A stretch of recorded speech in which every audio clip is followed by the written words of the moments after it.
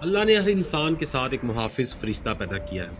اگر وہ محافظ فرشتہ نہ ہو تو شیاطین انسان کو ویسے ہی مار ڈالیں، انسان کو قتل کر ڈالیں، اگر اللہ نے حفاظت کے لیے ایک فرشتہ نصب نہ کیا ہو۔ اب یہ تو ہم سب کو معلوم ہے کہ شیطان انسان کا دشمن ہے، ہم سب کا دشمن ہے، اور ہمیں راہ مستقیم، راہ حق سے ہٹانے کی کوشش کرتا ہے۔ اب شیطان اتنا مکار ہے کہ ہر ایک کو ایک طریقہ کار سے نہیں ڈستا یا ایک طریقے سے بہکاتا نہیں ہے۔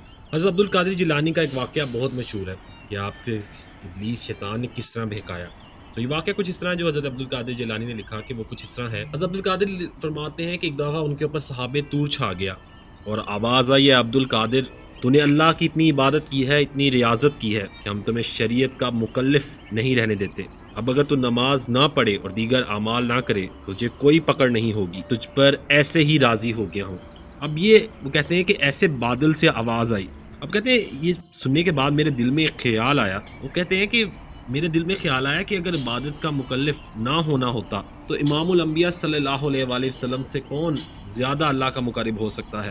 کہ حضور پاک صلی اللہ علیہ وسلم جب نماز پڑھتے تھے تو اس قدر لمبا قیام کیا کرتے تھے تو حضور پاک صلی اللہ علیہ وسلم کے پاؤں سوج جایا کرتے تھے، لیکن ان کو تو کہا گیا کہ آخری سانس تک اللہ کی عبادت کرنی ہے۔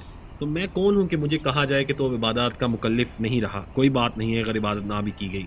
تو عبد القادر فرماتے ہیں کہ میں نے لا حول ولا قوت الا باللہ پڑھا، تو وہ کہتے ہیں کہ وہ جب آسمان میں دودھ سا بادل نظر آ رہا تھا وہ سیاہی میں بدل گیا، تو وہ ابلیس تھا جو اس رنگ میں مجھے بھٹکانا چاہتا تھا۔ اس نے کہا، اے عبد القادر، اس مرتبے پہنچے ہوئے بہت سے لوگوں کو میں نے گمراہ کر دیا، تیرے علم نے تجھے بچا لیا۔ حضرت عبد القادر فرماتے ہیں کہ میں نے کہا، ظالم، میرے علم نے نہیں، میرے اللہ کے فضل نے مجھے بچا لیا۔